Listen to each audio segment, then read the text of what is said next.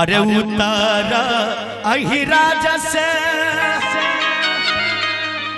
गई बहिना एक जोगी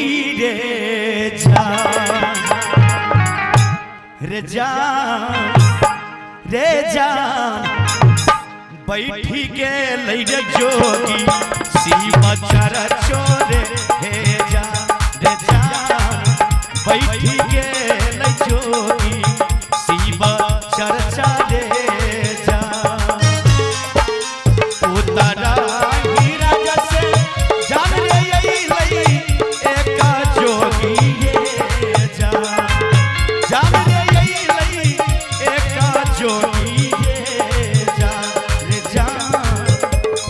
जान रे जान रे जान हाँ ध्यान दो गाना तरफ ध्यान दो रे जान बैठी के लई रे जोगी से मचर रे जान बैठी के लई जोगी से मचर रे जान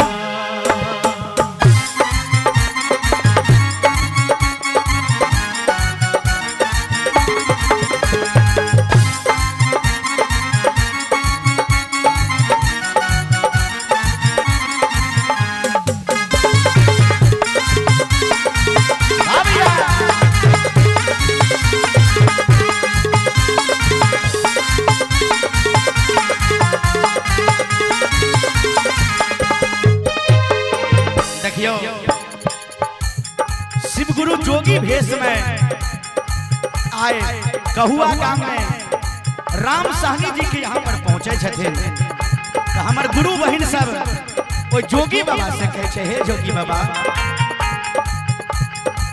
कहाँ तोरा घर हो जोगिया कहाँ लगे छदुअरी यो रे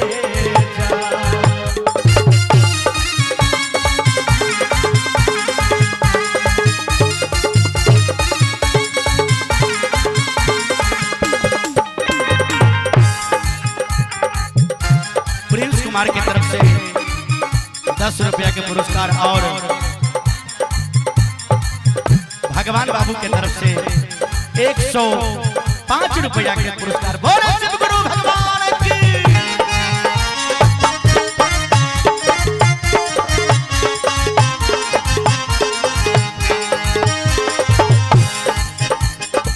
कहाँ तोरा घर हो जोगी कहाँ लगे छदुअरी यो रे जान रे कहाँ लगे छदुअरी यो रे जान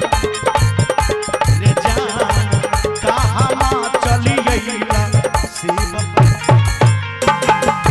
रे जान कहाँ माँ चली अइला शिव चर्चा रे जान।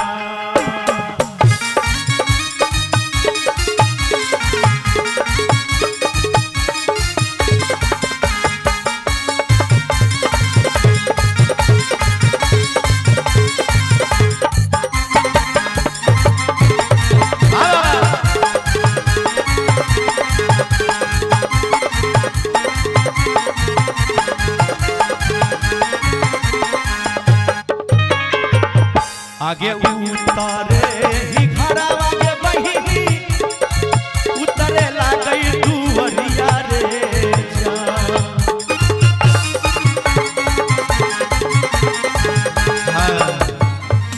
की नाम से बुझे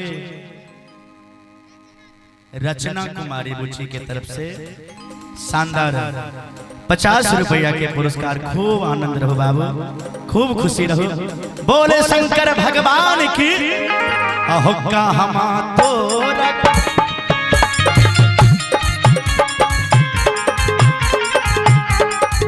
उतारे ही घरवा है बहिना उतरे लागई दुअरवा रे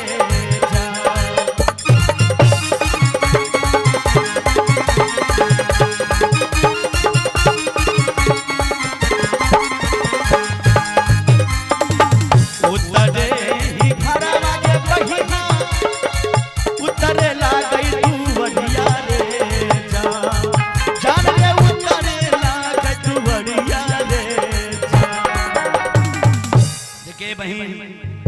हमर उतरे घर लागे है, उतरे दुआर लागे छे। कल के जोगी बाबा कत्तो एलिए हम कहे छे गुरु बाबा रे जान अरे कहुआ गम में अइलो सीबत चर्चा रे जान कहुआ गम में अइलो सीबत चर्चा रे जान।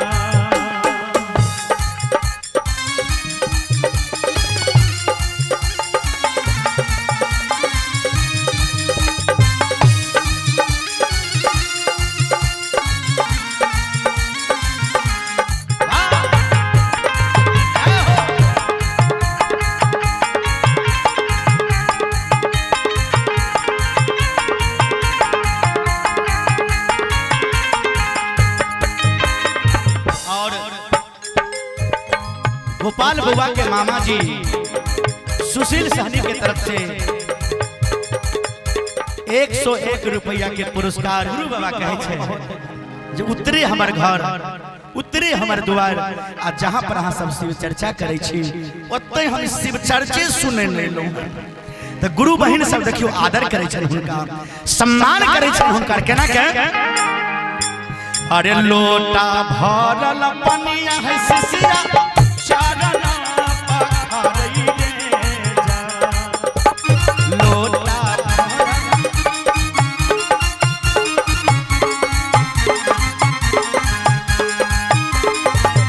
अरे लोटा भरल पनिया है सिसिया चरण पखारई रे जा जान रे चरण पखारई रे जा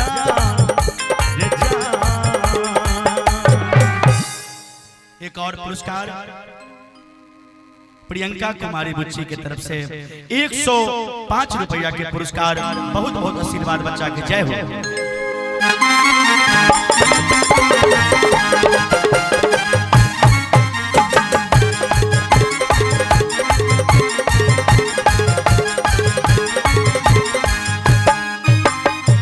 लोटा भरल पनिया लोटा भरल पनिया है बहिना चरण पखारई रे जा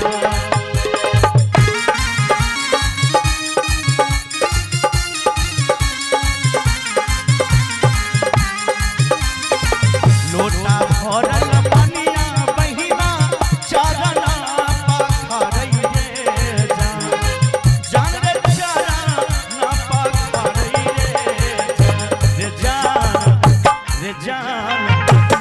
ताली नहीं बजे छे हाँ पहले कोने रहो जे ने बजेते ताली तकर जेब रहते खाली आ लड़का सब के कहबे जे ने बजेते ताली तकरा कन्या मिलते कारी। हाँ बोले शंकर भगवान की रे जान मोरो रे जोगी शिवत चर्चा रे जान मोरो रे जोगी शिवत चर्चा रे जा।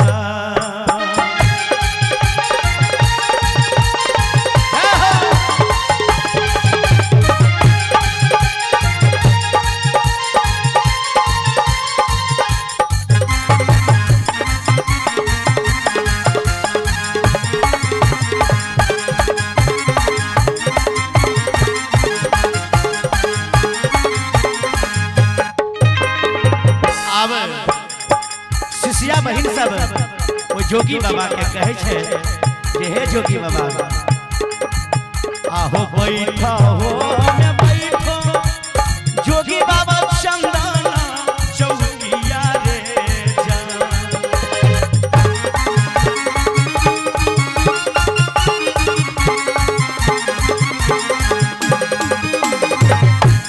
बैठा हो में बैठा हो जोगी बाबा चंदना चौकिया रे जा जान रे चंदना चौकिया रे जा।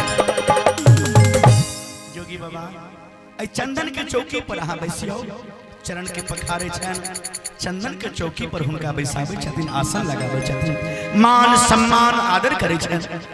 घरबारी समस्त गुरु भाई गुरु बहन सब बड़ी भाग्यशाली मनावे छथिन, बहुत खुशी मनावे छथिन। किनको मन में ई होय छै जे हमरा द्वार पर साक्षात महादेव नेता आबि गेलखिन। बड़ा सुंदर माहौल छै। आहा आहो बैठा हो मैं बैठा हो हंसी गुरु चंदा ना चौकिया रे जान। गुप्त दान महाकल्याण 101 रुपया के पुरस्कार को यहाँ चलाइयो। की नाम छे? प्रीति कुमारी के तरफ से 11 रुपया के पुरस्कार। बहुत बहुत धन्यवाद। बैठा हो मैं बैठा हो हंसी गुरु चंदना चौकिया रे जान रे जान रे जान। मोरा सुना बताऊं शिव चर्चा रे जान हमारो सुना शिव चर्चा रे जान। एक और पुरस्कार की नाम हुआ? शोभा कुमारी।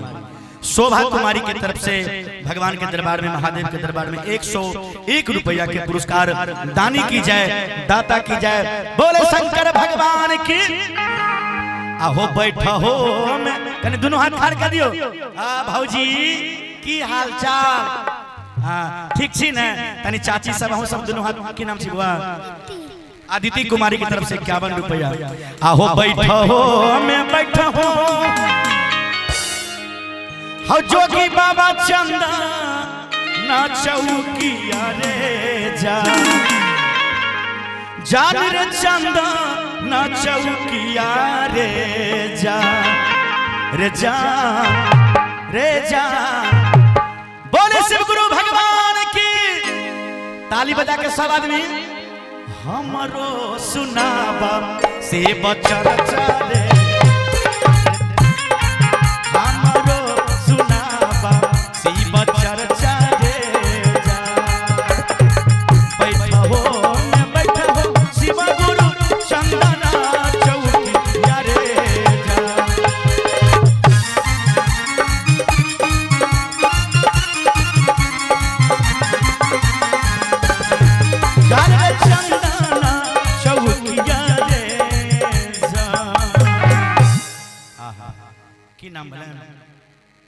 राम खिलावन दास जी के तरफ से भी ढेर सारा पुरस्कार। बहुत बहुत धन्यवाद। जय माता दी। कहे छे जो जिसका हाथ सबसे ऊपर उसका तकदीर सबसे सुपर, और जिसका हाथ नीचे उनका तकदीर इस मंच के पीछे डबहा। यानी दोनों हाथ उठा दो ईमानदारी से जी। अरे मोबाइल वही काम करता है जहां पे टावर होता है, और भजन में ताली वही बजाता है जिसके बाजू में पावर होता है। तो पावर दिखा दियो शिव गुरु का रे जान। ए मौसी हमर मौसी ने बउआ के मौसी आहू दियो ताली। खाली टुकुर टुकुर हाथ ताकबे करे छी रे जान हमरो सुनाबा शिव चर्चा रे जान हमरो सुनाबा शिव चर्चा रे जान हमरो सुनाबा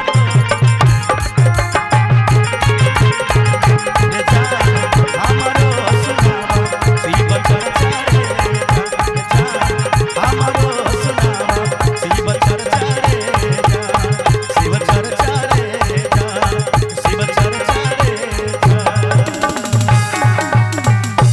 लागल तक ताली दबे। चलो।